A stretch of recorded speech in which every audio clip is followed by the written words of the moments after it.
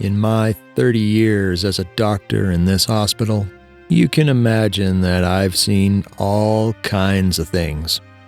Patients fighting for their lives, and others who no longer wanted to live. I saw violent families demanding that we do something more to help their family members and completely abandon people. Being a doctor is a difficult job, and only experience prepares you to be one. But there was a time when nothing could have prepared me for what I saw. Something so strange and out of this world, I can't put it into words. That day, I saw evil in its purest state right in its eyes, and it looked back at me. It all started with a patient who had arrived a few days before. She was in intensive care, getting better. The day she was brought in, she was full of bruises and fractures in her body. Initially, we thought she had suffered domestic violence, but she was not in a relationship. And when a neighbor told the police about the noises, they found her at home with the door closed, alone. Maybe when she woke up, she was going to give us the answers to so many questions that we'd been developing during these days. At that time, I can't say that I was an experienced doctor, but with a little more than 5 years of experience, I could say that I knew my way around the hospital. And that's why I can say that one day, when I was doing night rounds at the hospital, I saw something that I don't think many other doctors have seen. I was in the room of one of my patients when I had the strange sensation behind me that someone had walked down the hallway. I rushed to the door, but when I saw the hallway, it was empty. It may seem illogical, but I felt that something terrible was about to happen. I couldn't see or put it into words, but it was as real as anything you see right now. The hallway filled with an almost gelid cold. I felt the urge to leave, but I couldn't do it. I felt that someone was in danger and that I had to do something. I started to walk down the hallway, and the cold was getting more and more intense. I kept walking until I reached the girl's room. Her door was open, and the lights were on. I had a horrible feeling about her. I felt she was in danger. So I tried to enter her room, but something prevented me from doing so. The door slammed violently in my face. I tried to open it, but it wouldn't budge. The girl woke up screaming in terror. Her eyes were wide open. She began to inspect her surroundings, lost. Suddenly, she saw something that terrified her. The girl got off the bed and tried to run, but she didn't know she was in a cast, so she fell to the floor. Meanwhile, I was pounding on the door as hard as I could. It was as if the weak bedroom doors were suddenly reinforced. The woman crawled against the wall away from someone I couldn't see, but it was there. The girl began to feel pressure on her neck and got stuck against the wall. She was floating. She was fighting for her life, fighting to breathe. From behind the door, I could see how her arms and legs were breaking on their own. And from 1 second to the next, her neck snapped. The girl fell lifeless to the floor. The door to her room opened, and I rushed in. I stared in disbelief at what had happened, but suddenly I felt someone behind me. When I turned around, I saw it. A more than 2-meter tall black figure was staring at me. Its body was slender but imposing, and its eyes were red, the most intense fire I had ever seen in my life. I closed my eyes in disbelief, and when I opened them again, no one was there. At that moment, someone grabbed me by the neck and threw me against the hallway wall. I stood up and ran as fast as I could. As I did so, I heard mocking laughter behind me, slowly fading into the echo of the huge hospital. It was never determined what had happened to the girl. The footage had disappeared, and although I was a suspect for a short time, the police concluded that I had nothing to do with it. I never saw anything remotely paranormal in the hospital again, but there is not a night that goes by that I don't hear that laughter in the hospital. That mocking, provocative laugh reminds me that I couldn't save that girl that day.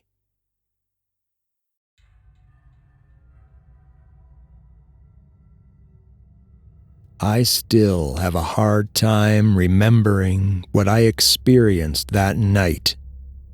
During my time in Mexico, I was visiting my girlfriend's family, but because of a terrible virus that I caught before arriving in the country, I was hospitalized. That night, I was alone, and my girlfriend was sleeping in the waiting room. I don't remember much of what had happened, as I was exhausted and fighting for my life, but I was still conscious. I remember that the room door opened out of nowhere, but from the other side, no one came in. Several seconds passed and still no one had come in. I thought it was just the wind, but suddenly someone appeared. The girl was blonde, had short hair, and a nurse's uniform. I was immediately struck by the fact that not only was she a nurse I didn't know, but even her uniform was different. It looked older, although it was in perfect condition. Something about her was wrong. She was walking in my direction very erratically. I began to feel very cold, but it wasn't coming from outside. It was as if the cold increased with every step this nurse took in my direction.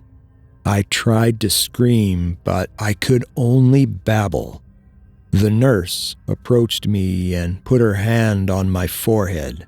Her hand was frozen, and her skin felt shriveled and trembling.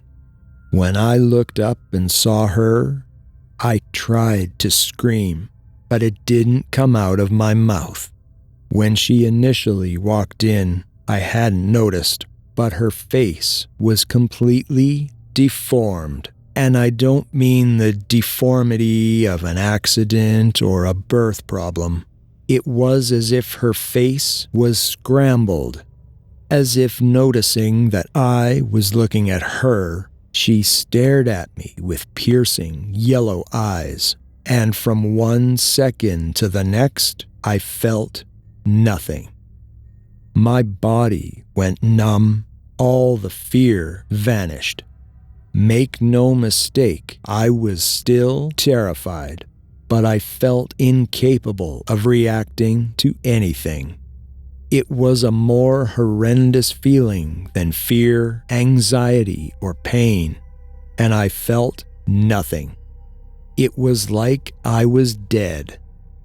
The nurse simply turned around and left, as quickly as she came in. Unable to understand what had just happened, my eyes closed against my will and I fell asleep. When the doctors came to see me the next day, they couldn't believe it. The strange virus I had caught was gone. I was completely cured. The doctor could not believe it.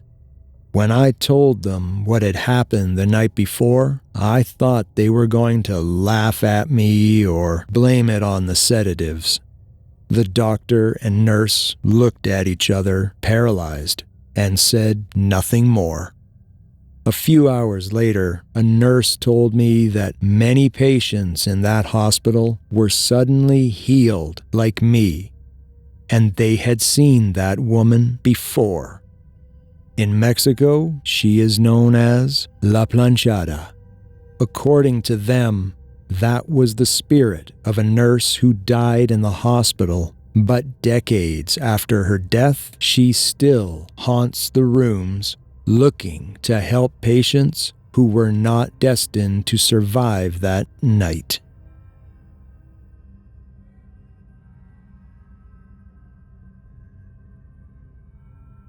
Have you ever been treated by a bad doctor? You know, those doctors who don't care about you, those few doctors who are tired of people and just want to go home. Every time I remember back to that day, I think that I would have preferred to be treated by one of these doctors. I would have preferred to see anyone other than the one I saw. It all happened when I was 18 years old. It was a very immature time for me. I was too young and innocent to be able to fend for myself, but too old and rebellious to let my parents interfere in my life. We went to the hospital for a sinus infection, and when it was my turn to go to the doctor's office, I insisted on going in alone. When I entered the office, the doctor was waiting for me behind his desk. At that point, neither I nor my parents had seen the signs. We didn't notice that the doctor's voice signaling for the next patient to come in was different. We didn't notice that the previous patient had never left the office before I was called in. And we definitely didn't notice that the doctor locked the door when I walked in.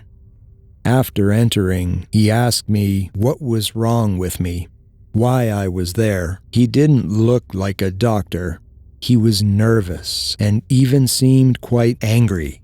His voice was impatient and shaky, but it felt like he was holding back the anger in his eyes. He told me to lie down on the bed. He grabbed one of those little sticks used to check the throat, but without warning, he shoved it violently into my nose. The man squeezed harder and harder, as if amused by what he was doing. I pushed him away, asking him what his problem was. He just laughed and said that although it might hurt, the procedure was normal.